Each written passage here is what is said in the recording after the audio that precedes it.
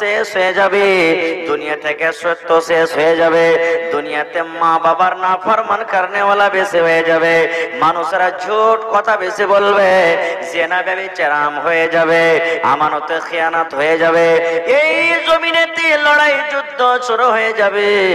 আল্লাহ নবী বলেছেন, উম্মত একটা টাইম এমন আসবে, একটা সময় এমন আসবে, একটা পুরুষের মালকিয়াতে, একটা পুরুষের মাথে হাতে 40 থেকে 50 জন মহিলা তার দেখাশোনা করবে। একটাই পুরুষ হবে, আর একটা পুরুষের আন্ডারে, একটা পুরুষের মালকিয়াতে, একটা পুরুষের মাথে হাতে 40 থেকে 50টা করে বেটি ছেলে হবে, নারী হবে। আল্লাহ রাসূল বলেছেন, ভাই ভাই বন্তি থাকবে না, ওপারের সাথে মানুষ চলাচল করবে, ওপারের সাথে মানুষের উঠা বসা হবে, কিন্তু নিজের প্রতিবেশীর সাথে হবে না, নিজের ভাই ভাই হবে না, নিজের ভাই বোনে হবে না। আল্লাহ রাসূল বলেছেন, মদের বাজার আম হয়ে যাবে, মদের বাজার, শরাবের বাজার আম হয়ে যাবে। এগুলা বড় বড় বড় বড় আল্লাহ নবী সাল্লাল্লাহু আলাইহি সাল্লাম বললেন, কিয়ামত হওয়ার আগে সমস্ত আলামত হবে। আপনারা বলেন, মদ আম হয়েছে না হয়নি? হয়েছে না হয়নি? মিথ্যা কথা আম হয়েছে না হয়নি? জেনা ব্যভিচার আম হয়েছে না হয়নি? আল্লাহ রাসূল বলেছেন, উম্মত কিয়ামতের আলামতের মধ্যে একটা এটা আলামত হবে, উম্মত রে, মানুষ রোড দিয়ে হেঁটে চলে যাবে, মানুষ রাস্তা দিয়ে হেঁটে চলে যাবে, আর রাস্তার পাঞ্জরে মানুষেরা জেনা ব্যভিচার করবে, একটা ছেলে এবং একটা মেয়েকে নিয়ে জেনা ব্যভিচার করবে। ওই টাইমে, ওই সময়তে, ওই কাজগুলা দেখে কাউকে খারাপ মনে হবে না, কেউ দিলে খারাপ মনে করবে না। আজকে যারা নামাজ পড়ে, দান করে, রোজা রাখে, হজ করে, কোরআন তেলাওয়াত করে, ওরা কে আমরা নেককার মনে করি, ওরা কে বলি এরা নামাজ পড়ছে না, এরা আল্লাহর জান্নাতে যাবে। যারা দান করছে এরা আল্লাহর জান্নাতে যাবে, যারা কোরআন তেলাওয়াত করছে এরা আল্লাহর জান্নাতে যাবে। কিন্তু মুসলমান, আল্লাহ রাসূল বলেছেন, একটা এক জামানা এমন আসবে, এক সময় এমন আসবে রে উম্মত, মানুষ রাস্তাতে হেঁটে চলে যাবে, আর রাস্তার পাঞ্জরে পাঞ্জরে একটা বেটা ছেলে, একটা বেটি ছেলে জেনা ব্যভিচার করবে, একটা নারী একটা পুরুষ জেনা ব্যভিচার করবে, কিন্তু সেই দিন কোনো মানুষকে খারাপ লাগবে না। আল্লাহ রাসূল বলেছেন, ওই জামানাতে, ওই টাইমে, ওই সময়তে নামাজ রোজা কোনটা দূরে চলে যাবে, তেলাওয়াত কোনটা দূরে চলে যাবে। ওই খারাপ কাজগুলা দেখে যে লোকটা শুধু এই কথা বলবে, এরে আল্লাহর বান্দা, আল্লাহকে দেখে ভয় করো রে, আল্লাহকে দেখে ডরাও, তোমরা এরকম জেনা ব্যভিচারী এই জায়গাতে করিও না। যদি তোমাকে করার থাকে, তোমরা আড়ালে চলে যাও, পর্দাতে তোমরা চলে যাও, ঘরের ভিতরে চলে যাও, বাড়ির ভিতরে তোমরা চলে যাও, এরকম ডাইরেক্ট তোমরা রাস্তার ধারে ধারে পথে পথে খবরদার জেনা করিও না। আল্লাহ রাসূল বলেছেন, এই কথাটা শুধু যে ওই টাইমে বলতে পারবে, আল্লাহ রাসূল বলেছেন, ওই জামানার জন্য ওইটা হলো নেককার, আল্লাহর কাছে ওইটা আল্লাহর পেয়ারা ভালোবাসা বান্দা জান্নাতে যাবে। মানে এই লোকটা বলার কথা হবে না সেদিন। আজকে আমরা বলি মাদ্রাসা বন্ধ হয়ে যায়, মাদ্রাসা কোনো দরকার নাই, মাদ্রাসা বন্ধ হয়ে যায়। এরে মুসলমান, মাদ্রাসা যদি বন্ধ হয়ে যায়, আজকে আপনি নামাজের দোয়া মসজিদে শিখতে পারেন না, মাদ্রাসাতে শিখেন। বিবির কাছে যাবেন, তার দোয়া মাদ্রাসাতে শেখানো হয়। বাপ মরে গেছে, জানাজার নামাজ পড়বেন, কেমন করে পড়তে হবে মাদ্রাসাতে শেখানো হয়। কোরআন কেমন করে পড়বেন, নামাজ কেমন করে পড়িতে হয়, রোজা কেমন করে পড়িতে করতে হয়, সব মাদ্রাসাতে শেখানো হয়। এইবারে যদি মাদ্রাসা বন্ধ হয়ে যায়, মুসলমান, আপনার ছেলে কোথায় পড়বে, আপনার মেয়ে কোথায় পড়বে, নামাজের তারিখে কেমন করে শিখবে? আল্লাহর নবী সর্বপ্রথম যখন মক্কা থেকে হিজরত করে মদিনায় চলে গেলেন, আল্লাহ রাসূলের জন্য জমিন তখন ছিল না যে কোন জায়গাতে মাদ্রাসা কায়েম করব। আল্লাহর নবী সর্বপ্রথম যেটা মাদ্রাসা কায়েম করেছিলেন মুসলমান, সেই মাদ্রাসা হলেন কে? মসজিদের বারান্দা, মসজিদের বারান্দা, মসজিদের বারান্দাতে আল্লাহ রাসূল সর্বপ্রথম মাদ্রাসা কায়েম করেছিলেন। আর ওই মাদ্রাসার ছাত্র ছিলেন সাহাবায়ে কেরাম। কত বড় বড় ছাত্র হযরত আবু বকর রাদিয়াল্লাহু তাআলা আনহু, এটা আল্লাহর নবীর শ্বশুর, এটা ছিলেন নবীর ছাত্র। হযরত ওমর ফারুক রাদিয়াল্লাহু তাআলা আনহু, এটা ছিলেন আল্লাহর নবীর শ্বশুর, এটা হলো আল্লাহর নবীর ছাত্র। বড় বড় হয়ে ইলম শিখেছেন, জ্ঞান শিখেছেন।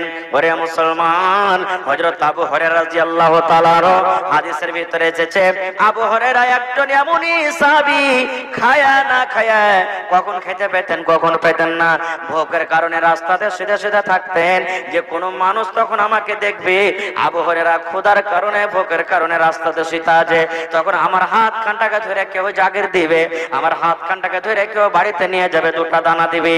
এরকম না খেয়ে খেয়ে খেয়ে খেয়ে হাদিস শিখেছে। যদি তারা আল্লাহর নবীর দরবারে না থেকে হাদিস শিখতেন, তাহলে আজকে আপনাদের সামনে আমরা বয়ান করতে পারতাম না।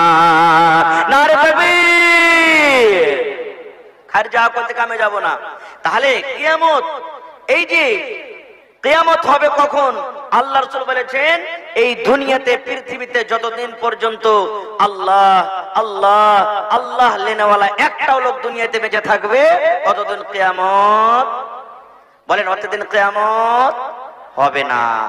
তাহলে মাদ্রাসা থাকবে, তাহলে তো আল্লাহ লেনেওয়ালা থাকবে। মানুষরা বলে যারে মাদ্রাসা বন্ধ কর, আরে খেপা মাদ্রাসা বন্ধ করে দিবি তা আল্লাহর নাম লেনেওয়ালা থাকবে না। আল্লাহর নাম লেনেওয়ালা যদি না থাকে তো দুনিয়া থাকবে? দুনিয়া থাকবে? দুনিয়ায় না থাকে তো আমি আপনি কেমন করে থাকবো? আমরা তো শেষ হয়ে যাব। এইবারে আরেকটু আগে চলেন, কিয়ামতের দিনটা কেমন হবে? ওরে সুবহানাল্লাহ! আল্লাহর নবী হাদিসের মধ্যে বলেছেন, আল্লাহ রাব্বুল আলামিন কোরআনে বলেন, আজকে এই দুনিয়াতে আমরা সময় দেখি, টাইম দেখে, ঘন্টাতে 2 ঘন্টাতে 5 ঘন্টাতে 10 ঘন্টাতে করে করে করে 24 ঘন্টাতে একদিন এক রাত হয়, 30 দিনে 1 মাস হয়, এবারে 12 মাসে 1 বছর হয়ে যায় রে মুসলমান। আল্লাহ নবী বলেছেন, উম্মত, ওই কিয়ামতের দিন একটা এমন দিন হবে, কিয়ামতের দিনটা এত বড় দিন হবে রে উম্মত, 50 আলফ সানা। কিয়ামতের একটাই দিন, দুনিয়ার দিনের মতো করে যদি গিনতি করতে লাগো, তাহলে কিয়ামতের একটা দিন হবে 50,000 বছরকার সমান। 50 বছর নয়, 50,000 বছরকার সমান দিন হবে। সেদিনের ব্যাপারে নবী কি বলেছেন জানেন? মানুষের মাথার উপরে 1 মাইল, মাইল বলতে যে আমরা সুরমা লাগাই চোখে, ওই সুরমা যখন লাগায়, সুরমার ওই কাঁটিটাকে মাইল বলা হয়েছে। সালাইয়ের সমান কাঁটি, মাচিসের সমান কাঁটিটাকে মাইল বলা হয়েছে। কিংবা দুনিয়ার যে কিলোমিটার নাপি এই মাইল। আল্লাহ রাসূল বলেছেন, উম্মত, কিয়ামতের দিন 1 মাইল উঁচাতে সূর্য থাকবে।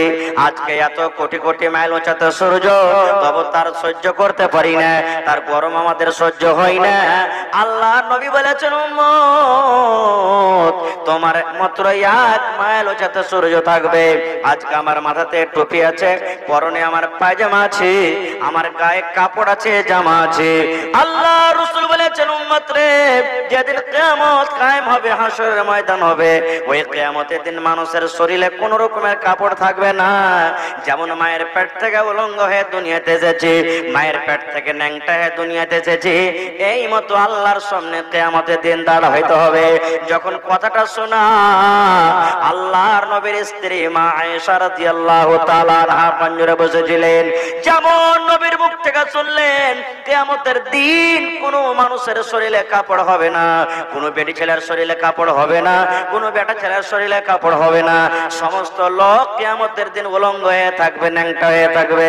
যখন মা আয়েশা শুনলেন, শরমের কারণে মুখখানটা ঘুরিয়ে নিলেন, আর ঘুরিয়ে নেওয়ার পর বলছেন, আল্লাহ নবী গো, কেমন কথা বলছেন গো নবীজি, এটা বুঝতে পারলাম না, বড় লজ্জার ব্যাপার গো নবীজি। কিয়ামতের দিন নিজের শরীরটাকে কি দিয়ে ঢাকবো, নিজের লজ্জাস্থানকে কি দিয়ে ঢাকবো গো নবীজি? আপনি বলছেন কিয়ামতের দিন মানুষ উলঙ্গ হয়ে থাকবে, আমার দিকে কত মানুষ দেখবে, কত মানুষ আমার দিকে তাকাবে, একটা নারী একটা পুরুষকে দেখবে, একটা পুরুষ একটা নারীকে দেখবে। আল্লাহ রাসূল বড় লজ্জার কথা, কেমন করে নিজের ইজ্জতকে রক্ষা করব? আল্লাহ রাসূল বললেন, বিবি রে, কিয়ামতের দিনটা এমন কঠিন দিন হবে, কিয়ামতের দিনটা এমন ভয়ঙ্কর দিন হবে রে বিবি, সেই দিন কোনো মানুষের দিকে দেখতে পাবে না, কোনো মানুষের দিকে তাকাবে না, শুধু একটাই কথা বলবে, হাই নাফস হাই নাফস হাই নাফস হাই নাফস। আল্লাহ আমার নাফসের কি হবে, নাফসি নাফসি নাফসি। আল্লাহ আমার আজকে নাফসের কি হবে, আমার নাফসের কি হবে। একটা উদাহরণ দিই, মোটামুটি 2014 সালে ঘন ঘন ভূমিকম্প হতো না, মনে আছে আপনার? মানে আধ ঘন্টা 1 ঘন্টা 10 মিনিট 15 মিনিট